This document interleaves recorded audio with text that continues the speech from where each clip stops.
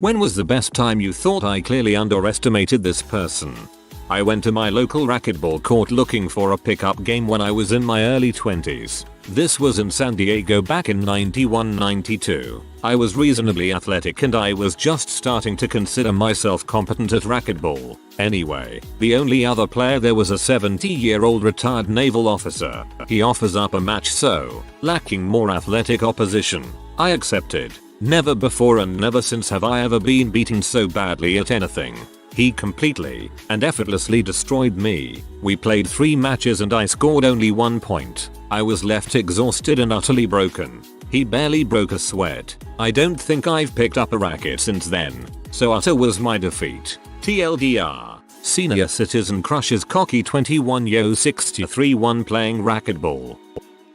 Mullet man. I met this guy, a construction worker. He was gruff, older, and rocked a long mullet. The party in the back was thick and went all the way down his back. I thought he was just a crusty, kinda white trash dude, and started calling him Mullet Man. In my head and to my co-workers, we worked for a competing firm, and saw him at industry events. Fast forward a few months, and I overheard him telling someone how his niece has cancer, and he's growing his hair out for her to have a new wig made. He heard that and treated hair works best, so he figured his would be ideal. I've never felt like such a dong. You go, Mullet Man, you beautiful human.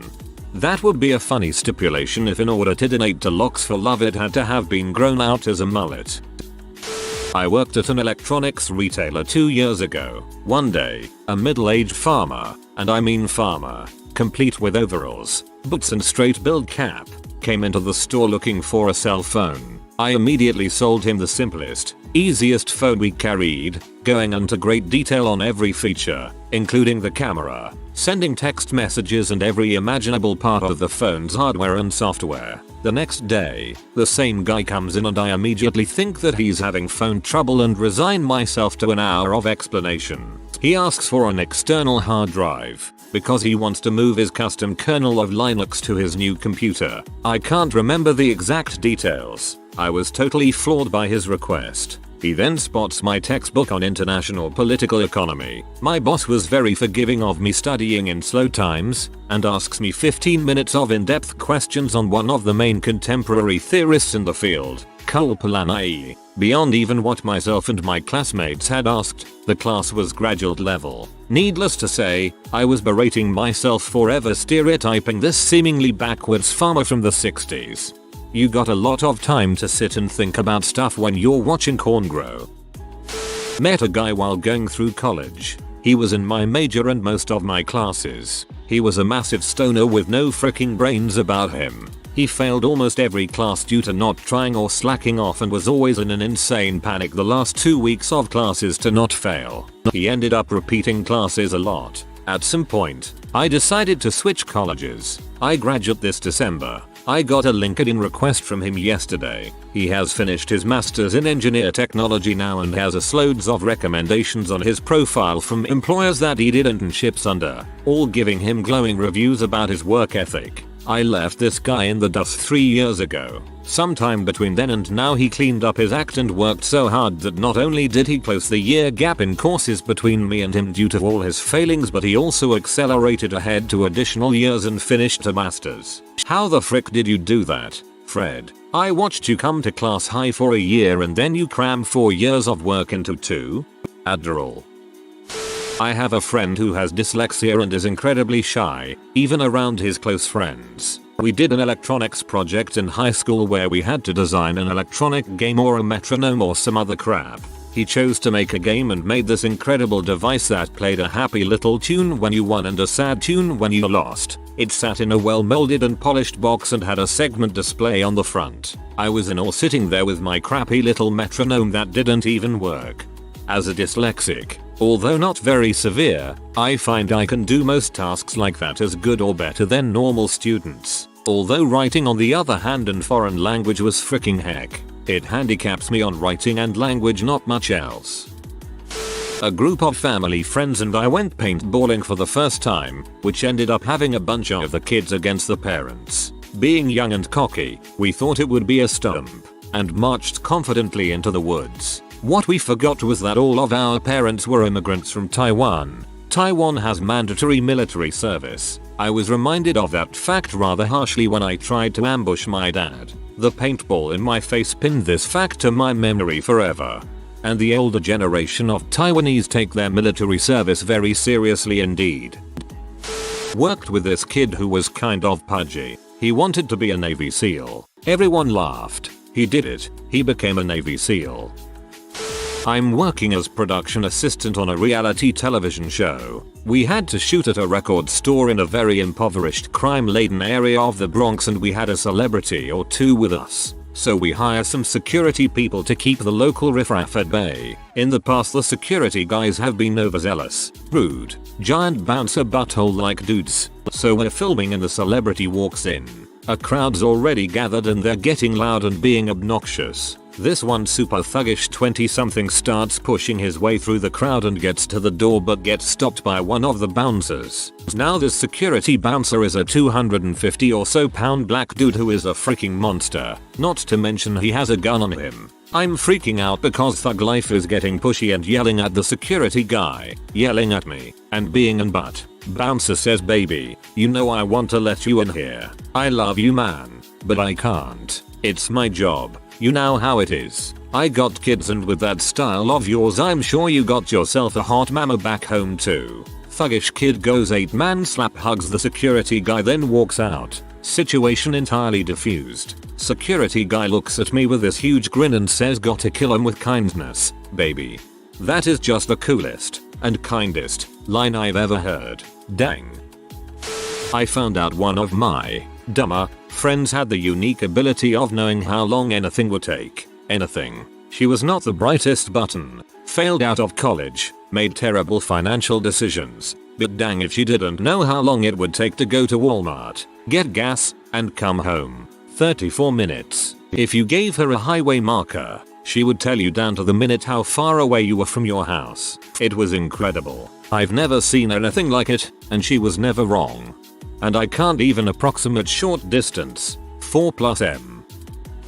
The little woman who was my first partner in Taekwondo. I was a much taller white belt and she was a green belt. That was the day I watched the gymnasium ceiling pass overhead in a slow, dreamy way, followed by the sound of my landing.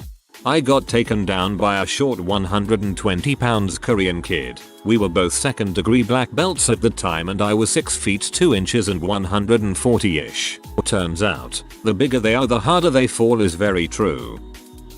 I was roughly about 8 or 9. So me, my mom, 2 brothers and a friend all went to the cinema. We ended up getting out of the cinema at like 10. As we were walking back to the car I kind of dropped back a little bit as I was in my own world. All I heard from behind me was a teen's voice getting my attention. Unaware of any real dangers in life at such a tender age and my mom a few meters up from me I turned around. As soon as I turned around one of the kids knees me in the stomach and the other one punched me in the face. The worst bit was I couldn't even shout as I was winded. A few seconds passed and I shouted. My mom turned seen me on the floor and started sprinting for these kids. She ran straight past me. I can imagine she was probably thinking, frick him, they are going to be eating through a straw. So right in front of me my mom grabbed one of them and started punching this 16-year-old in the face and throwing him around like a rag doll. The other one was shouting for her to stop and he ran up to my mom and she literally did the same to him.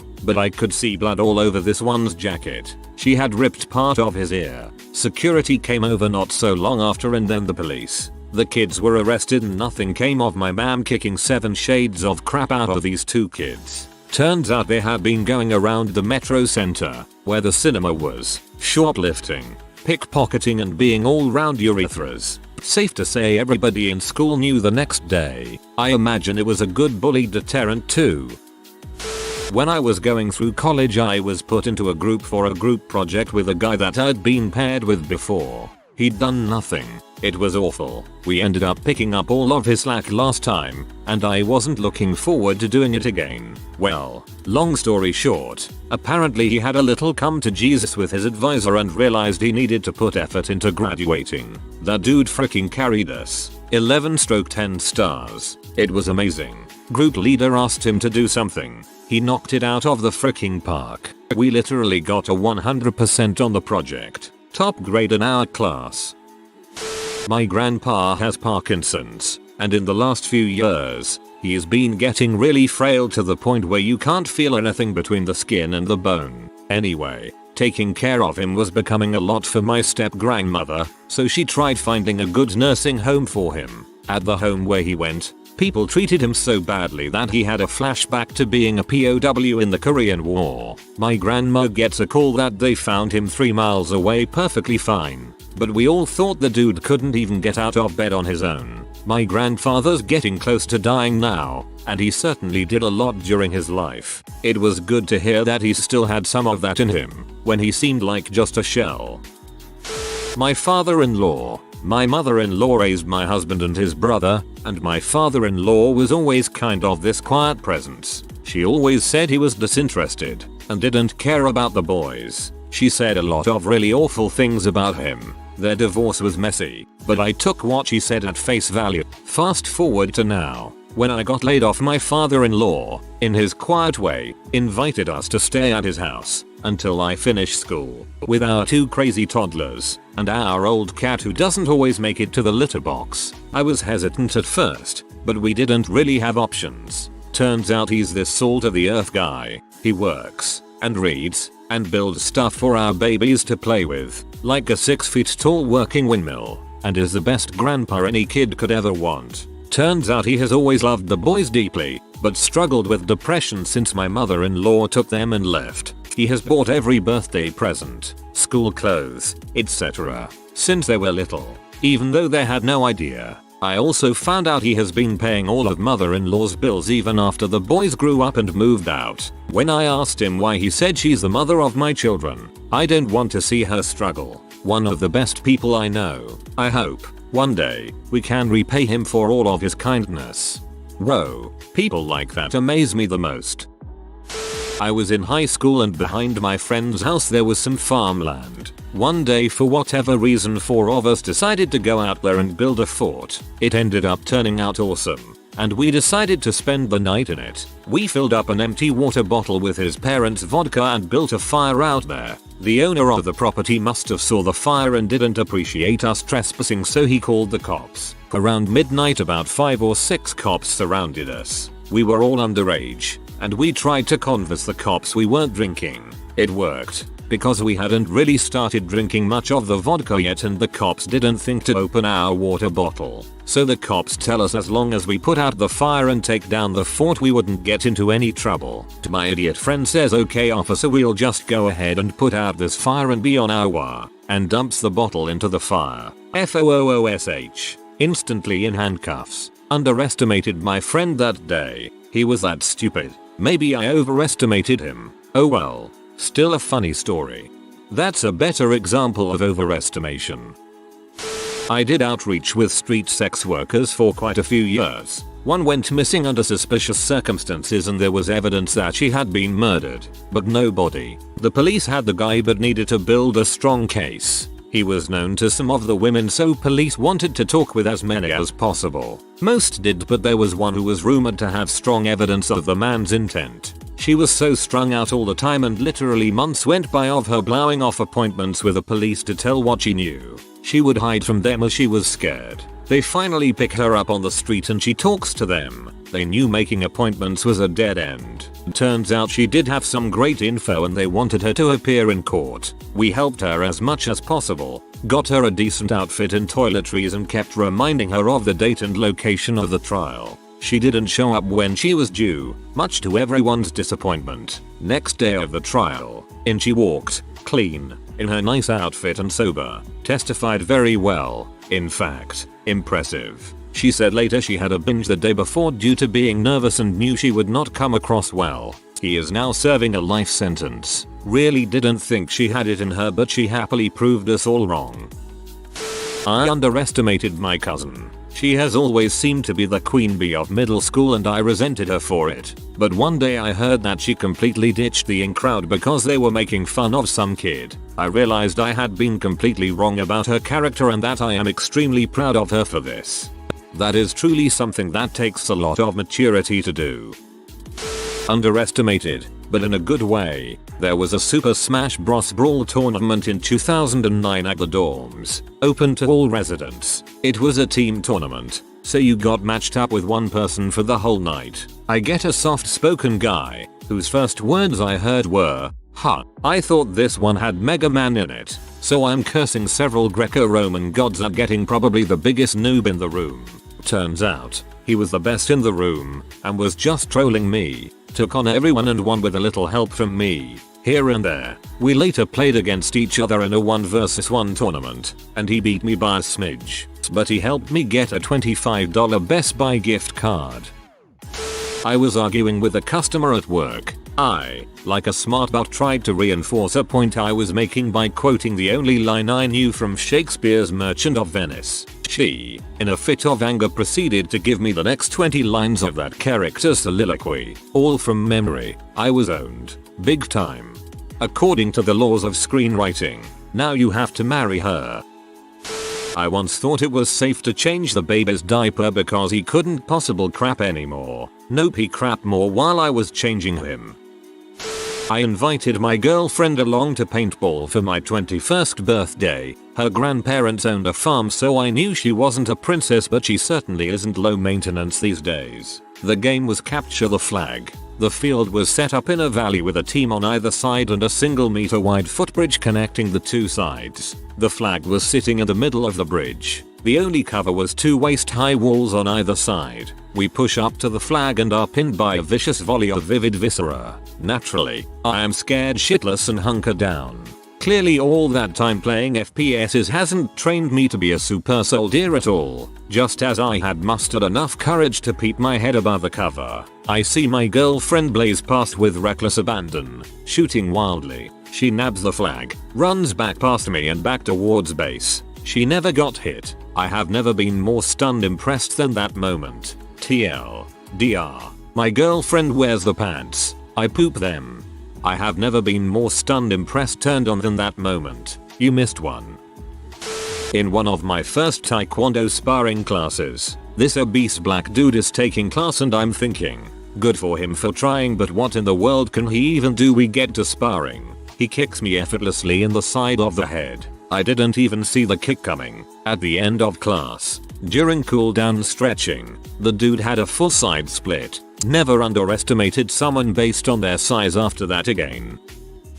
My grandparents had a beautiful marriage. They met at a sailor's dance when my grandfather was in the Navy. My grandmother married him and moved to the US. They were loving and inseparable. Best friends. Soulmates, I'd say. I've never seen two people treat each other with that amount of respect. In 2001, my grandfather was diagnosed with Alzheimer's disease. It was heartbreaking to watch. Near the end, he would carry around their wedding photo asking where his wife was, refusing it was her. She endured the heartache and took care of him until it became difficult. Due to the disease, he became violent and frustrated. He would get lost and lash out. Even when he went into hospice care, not speaking, she sat by him and was strong for us. For him. For herself. In 2004, he passed away.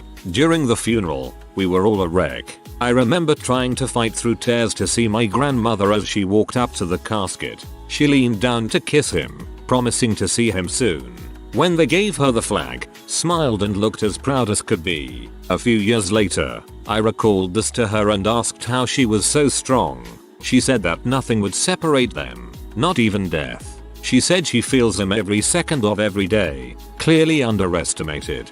It sounds terrible, but I sincerely hope that when the time comes my wife goes before I do. I love her dearly and I don't want her to go through my death at an advanced age. That is a burden I would rather take on myself. Even if I only live another hour longer, just so long as she doesn't have to deal with the knowledge that I am gone. Nothing much, but when I saw my friend play chess, I've always considered myself a decent player, but when I heard him think aloud, just how far ahead he thinks to make the right moves to fork my pieces, win trades and eventually win the game, it really opened my eyes that he's not just another derpy kid at school. Especially with chess. Some people just think on another level. They just formulate these progression of moves that you can't play against. Insane game though. At karaoke I didn't let my brother sing cause I knew he was really bad, so I thought I was doing everyone a favor. He stole the mic from my friend and blew everyone away. Now he won't serenade me when I ask him to. I underestimated my mom's whole family. Up until recently I never really bothered to ask her about her childhood. She grew up in Bolivia with 3 other sisters and a brother in a small apartment complex. Her father died when she was about 10 years old and it was just her mother and her siblings left. Almost all their money that was supposed to be left to them went to who they believed to be her father's jeweler, possible mistress. They were poor and had no income. Everyone in her house had to start working so that they could survive. The older siblings had to drop out to send their younger ones to school. My mother met my father and left to America with the rest of the sisters and started a great life here. Her brother went to college and eventually became el defensor del pueblo, a government-appointed human rights lawyer. He is now running for the head of a university and possibly working his way up to run for the presidency of Bolivia, rumor. When I got beat in wrestling to a mentally handicapped person, twice. In my defense, the first time I ended up getting second in the tournament. Long story short, started a new graduate program at a small school. Everyone in the class is becoming very close with one another. Quietest person in the class. Don't speak to him for the first month or so. Turns out to be one of the wittiest and most hilarious people I have ever met. In a small group of 3 or 4 people, everything out of his mouth sends the rest of us into hysterics. Speak less, say more. When the quiet kid who got picked on by the basketball jock in my chemistry got up and broke a glass beaker and used a shard of it to press into his cheek when it started bleeding while yelling in his face, "I locked if you ever frick with me again, I'm going to frick your world completely up, do you fricking understand me?" He was 8 years younger than me and I'd known him for 5 years. He never showed any interest in me. One day he walked up and asked, "Will you be my girlfriend?" I laughed in his face. "We've been married 10 years. He's stubborn. I'm glad." Or, "This one made me smile, comma, that's lovely." I've told this story before, but heck, it works here. My grandmother was sort of my idol. At 80, she still had her license, wasn't your typical old lady and was pretty dang tough. Had lived through breast cancer twice, double mastectomy, and choosing divorce and single motherhood in an era when you didn't do that. We were in the grocery store together when I was about 10, so that would have been mid-90s. There were 3 other people in line ahead of us, a very obvious gay couple of guys, and a big, tough, bodybuilder type, and then us. And the bodybuilder guy is just spewing all the hatred he can. Gay guys are totally trying to ignore him, which is just firing him up more. Finally, my grandmother, a very tolerant woman, taps the bodybuilder on the shoulder and says, "They aren't hurting you, leave them be," to which he answers, "What they are doing is disgusting and they shouldn't be around normal people." My grandmother stares him dead in the eye, deadpan expression, and says, "Sir, I know you don't agree with me or them, but a good as fucking might lighten you up." You could have heard a pin drop. The cashier froze. I froze. The bodybuilder froze. The gay guys froze. My grandmother just held eye contact. After about 10 seconds, he dropped his eyes, and everybody there realized they were seeing a sort of crushing of his soul. He quietly stepped out of line. My grandmother never said another word about it, except when we got to the car. She looked over at me and said, "Being a grown-up bully is a sad thing to be." The guy could have squashed her like a fly. I was never able to look at her the same anymore. She was an even more mystical type of figure after that. Told a guy who I had previously turned down for a date that if he wanted to woo me, I was okay with that. We had talked about wanting to get to know one another better as friends. He said he would have a hard time not flirting with me while doing so. At some point in our exchange, I mentioned I have a weakness for love letters. He proceeded to write me a series of the most amazing like letters, which slowly turned into love letters I have ever received. Realized I was falling in love with him about a month later. Still together. Sapient slut, you're adorable. First time meeting one of my now best friends. He was 5'7" at the time, and he bet me that he could touch rim. I took the bet, raising the loot to $5. Well, my friend touched rim alright. He also dunked with no real effort. TL. DR. I no longer have $5. Thought this would end up about you two turning gay. Decided to play a little MK9 with my pops one day after school. I was a better player at the time. I'd managed to clear the ladder on expert yada yada, and would play with him on occasion.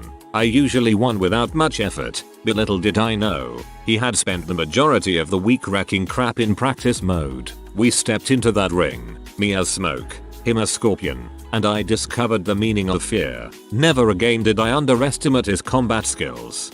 I discovered the meaning of fear. You've led a fairly peaceful life, friend.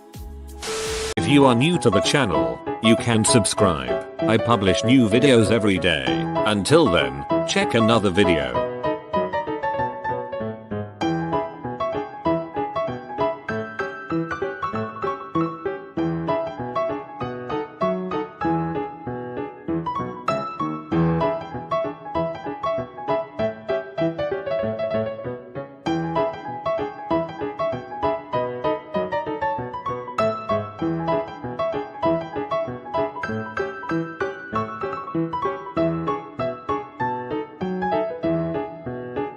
Bye for now.